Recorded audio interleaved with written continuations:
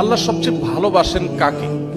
নবী করিম সাল্লাল্লাহু আলাইহি ওয়াসাল্লাম বলেছেন, আল্লাহর কাছে সবচেয়ে প্রিয় মানুষ সেই সকল মানুষ যারা সবচেয়ে বেশি মানুষের উপকারে আসে।